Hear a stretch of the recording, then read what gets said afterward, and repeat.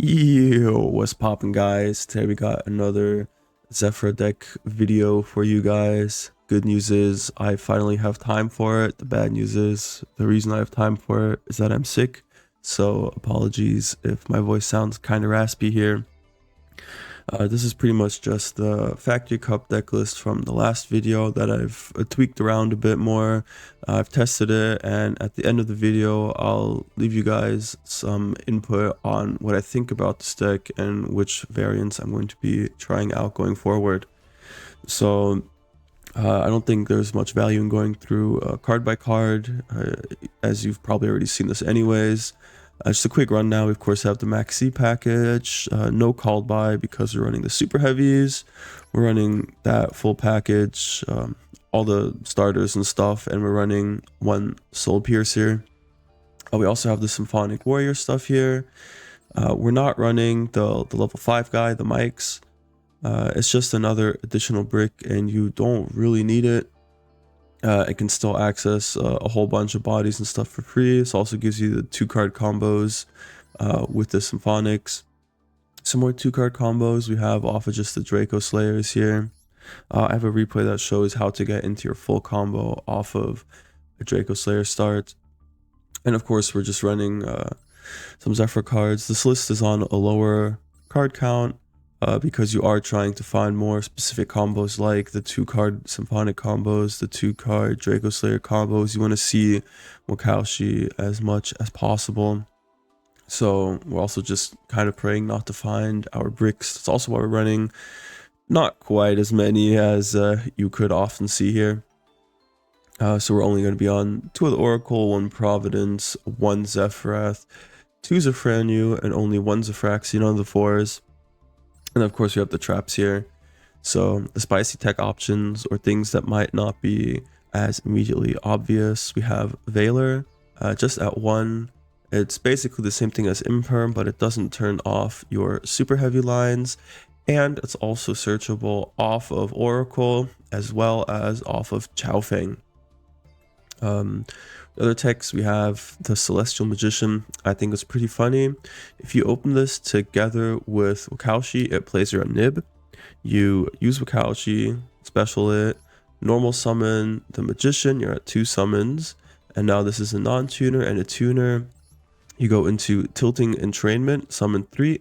The specials out the Magician from the extra deck again, summon 4, and then since you control a Synchro monster, you can activate the Celestial to search during the end phase, as well as turning off, where is it? Here you go. Your opponent cannot activate monster effects. So on summon 4, they're locked out of monster effects. This turns off any other monster hand traps they might have held as well. You wouldn't reveal this because you'd use Monk first, so they'll probably just ash the Monk effect, trying to keep you off of a Soul Piercer or something. So it's pretty safe to get through that. And then you have the Pendulum and an effect monster, and you just go into Beyond. You already have your scales set up off of Wakaushi Benkai, and you can just combo off of that. I think it's really cute and really funny. You don't necessarily have to play it though. And then we're also on the Valence field spells. You can access these off of something like the Majesty Pegasus here. They help you beat Imperm. They also help you break some boards, play around evenly, Lightning Storm, stuff like that. Very interesting. And then we have one just chronograph here, just as an additional extender. For our extra deck, we of course have the Denglong. Card is broken. Don Dragster, I had a few opportunities to make it, so I just slapped it in to try it out. It's another additional spell trap negate here, and it's pretty simple to make. If you're in like a really bad situation, you can also sometimes just synchro into this, and then you have a machine for Auroradon. Very awkward, does come up sometimes though. Something like, I don't know, Perform a Pal, Celestial Magician plus Ash Blossom, and go into it. I have no clue. I don't know why you wouldn't just make blocker. It did come up a few times though for no reason at all. Borreload is part of our end board. It's just a negate. This thing right here gets us into Baron if we're making 8s there. Tilting Entrainment is pretty cute as an extender. It's also a machine. It gets you the the funny celestial combo, and I have it as a royal rare. You can run Chaofeng on your end board. In this variant, you can only really lock out Earth, which is not really a real thing this format. You'd really prefer to get rid of Fire or maybe even Light just to play around Nib or something. There's really no Earth card that actually matters at all. Yeah, I guess it turns off Maxi, but like they'd already have used it, right? I don't know. What's very nice about this is it does provide a Yangzing name for the 9 pillars, and it does flow into a tuner, so you can search for the Veiler or an Ash Blossom when you pop this. Baron, of course, part of our end board. We also make this off of the Super Heavies very early. Baguska's plan B for Baguska, right? Electromite does so much for the deck. You can get into Wakaushi. You can get through the symphonic stuff if you have like spell traps in the graveyard to still get into Auroradon. Borg is just to make Auroradon off of 2 non-machine monsters. Beyond is kind of awkward in Zefra because it does turn off Zefra's scale modulation effect. However, it does really help like turn 3, or if you don't have access to this anyways, which is not quite as guaranteed since there's a lot less copies of it here in this variant. Elf is really great. It's also Fire for Princess. Gets you back Electromite then off of the Princess, or if your opponent controls a monster, so you can keep looping this, which is very nice. It also gets back the O-line, which comes up clutch for some really awkward lines where you have to commit O-line early to get into your Auroradon or something. Of course, the keystone of the deck right here, the Princess, very nice. Lets you clear both scales, so you can pen summon and then search for Wakaushi and use it. And then we just have a utility card here. I don't really see much value in access code here since we're not actually running any 3s. This was also before SP came out. I would probably play SP Little Knight over something like the Dragster, the Tilting Entrainment, or maybe even the Elf here, possibly a Goddess, something like that. So let's get right into the replays. Alright, so for the first replay, we'll be showing off a pretty standard combo just to give you guys a feel as to what we're going to try to accomplish with this deck. Here we're going to be searching for Zefra and making Zefrath a low scale. And we're going to make sure to chain block Ash by using Zefraxia as our highest chain link. And now we simply just run right through the Electromite here. Since we have the set Synthis, we can flip this by getting another DJJ here. And we're just going to go straight for Baron here. We do have spell traps in the graveyard now, so there's no point in going for a super heavy line. We also just don't need it here, which is also very nice. Promethean Princess, going to be here to loop our Electromite. We're going to go for an Ignis Phoenix here. I was thinking of popping this again, but we're going to go straight into Auroradon now. Very standard setup. It's going to go for Denglong. And now we go for our Boral and search out our 9 pillars. So it's going to end up with 4 negates. We have the Baron, we have the Boral Savage, we have the 9 pillars, and we have the Divine Strike here. We're going to pop our own field spell to turn off the Shinra Bancho that we gave them here. So just one quick sequencing tip here is we're using the Divine Strike over the 9 pillars because you want to use 9 pillars as chainlink 2 always. Otherwise, whatever you're popping will miss the timing because the Yangzings are pretty ancient cards. Alright, so that was pretty much just a free win. So here I'm going to be showing off the Dracoslayer start. We've also drawn our super heavy Garnet here. So we're basically just going to start off with a normal, more or less Dracoslayer line where you have red pink, and we're going to be using this to search for our Oracle, and that's going to get us access to Zefrath as our high scale. We got to pen a bunch of stuff out here. We're going to make an early Baron before we go into Electromite, since we did have another additional free body. I'm going to pop this, go for the guitar. Now we do randomly draw into a Kalshi, which we unfortunately can't use since we are only on one of the Benkei and it's already in the graveyard here. But we still get to access our Auroradon, and it's just off to the races from here. We go straight into our 4 negates here. Search the 9 pillars off the Danglong. Gonna float into a Yangzing name, and now we have the Borreload and the Baron on board. And we're searching for the Divine Strike off the Providence we got from our Zefra. Now our opponent here is going to be playing blind second, so we're going to eat a Kaiju. We're going to be negating the Change of Heart here. They're going to summon out a whole ton of guys. Go into the Hope Harbinger here, as well as a Baron, which we're going to negate with our 9 pillars. It's on Chain Link 2, and we're going to opt to not destroy this, but protect it with the Providence. Because this game state right here, we either get to keep the Baron and he loses the game for free, because it can also just float, or we go straight into Beyond here since we have the Wakaushi already. So we already have matching scales. We can search for whatever we want. Otherwise, we would just search for our high scale. So we're going to be doing a whole bunch of summoning here, and I may or may not have kind of screwed up here. I just did this to stack a card to be funny. And I realized, oh, whoops, this kind of fire locks me. I could also just get back the Electromite here, but I was very, very low on time, I think. So I'm just going to pass it back. He takes my monster, beats back over it. But as a Pendulum deck, we do have the crazy recursion if they don't manage to completely out our scales and our board. So we're just going to go for the Dawn Dragster, nice beater, and also Spell Trap negate. And we just swing for game here.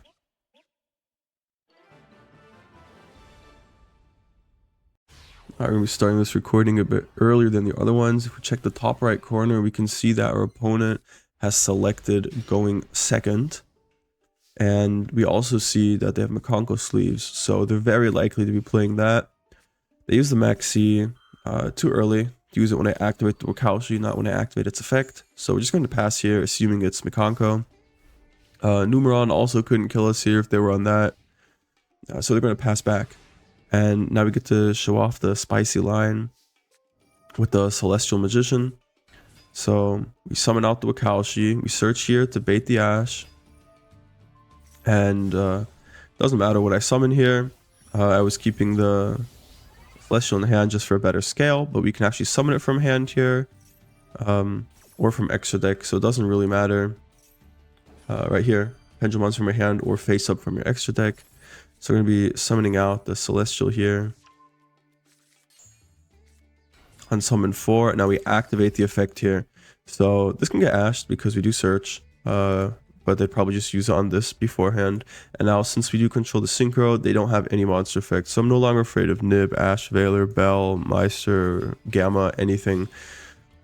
So we don't even need negates. Because the only thing they could do here is Imperm, which does absolutely nothing to stop the almost 10k damage I put on the field. We still put up a Baron just to be extra safe, and we swing for game here.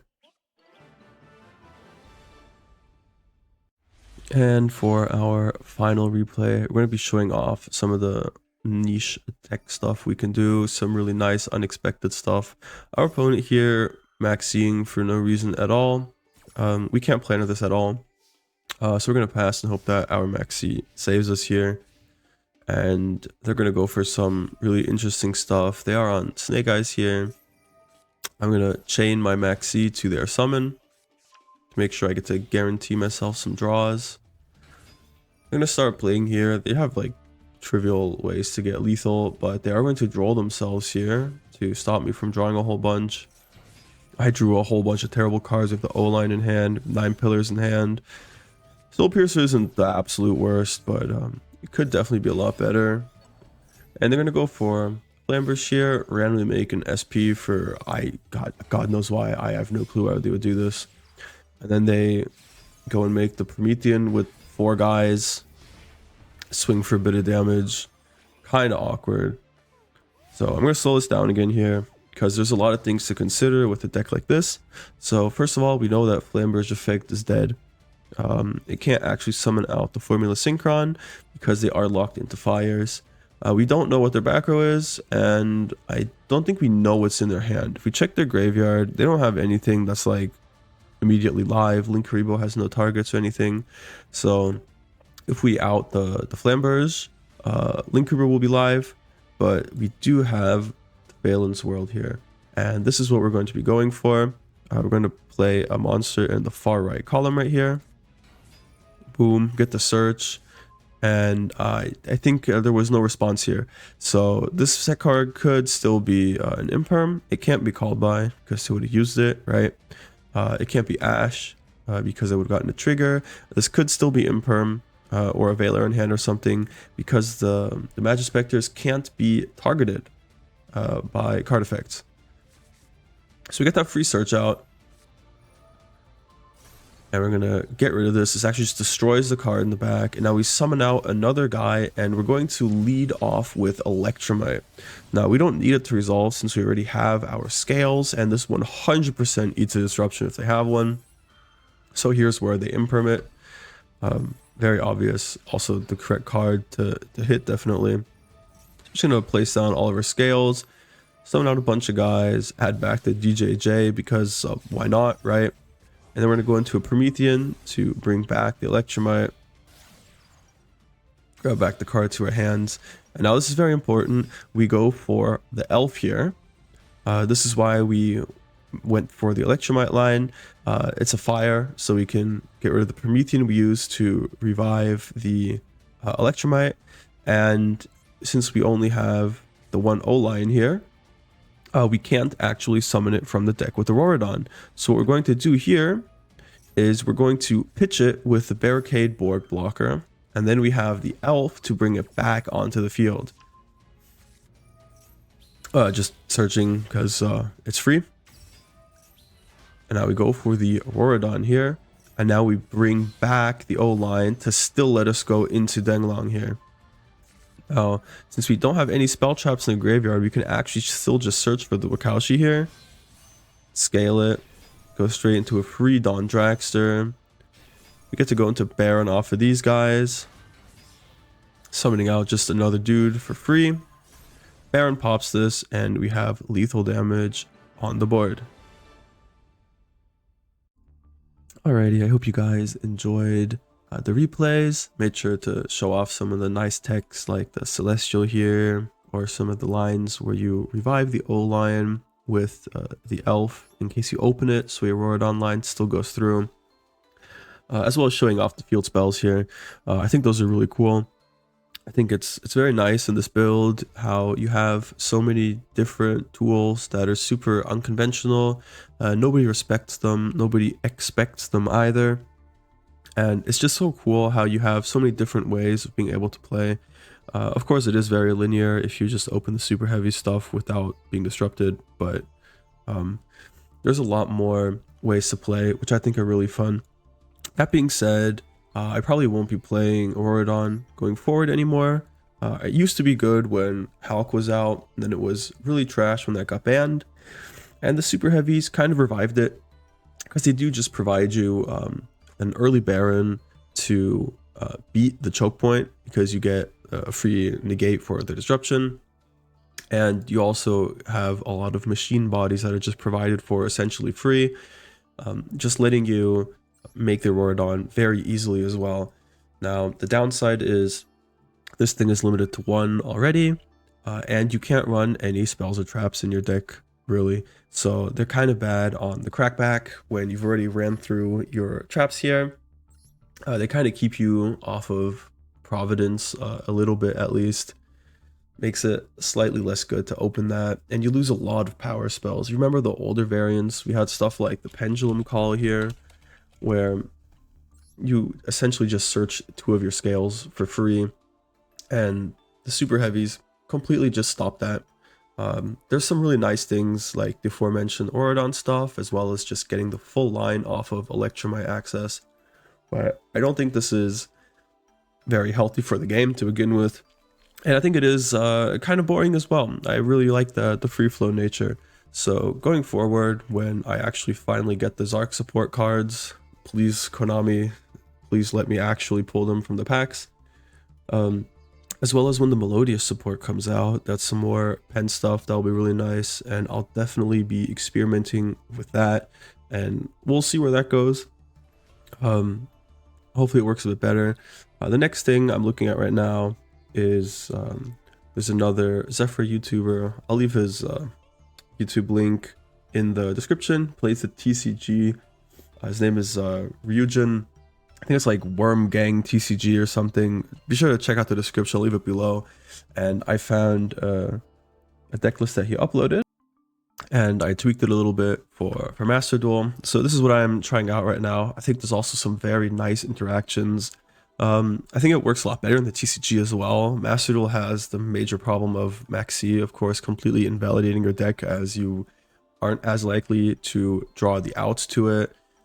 As well as we have Electromite, which I think is so powerful in like pendulum decks, and it's not in the TCG, so the deck obviously isn't built to accommodate that. You can see we have so many non-pendulum monsters just everywhere around here. That won't let us go into it, even though it basically forces disruption or makes unplayable hands super playable as well.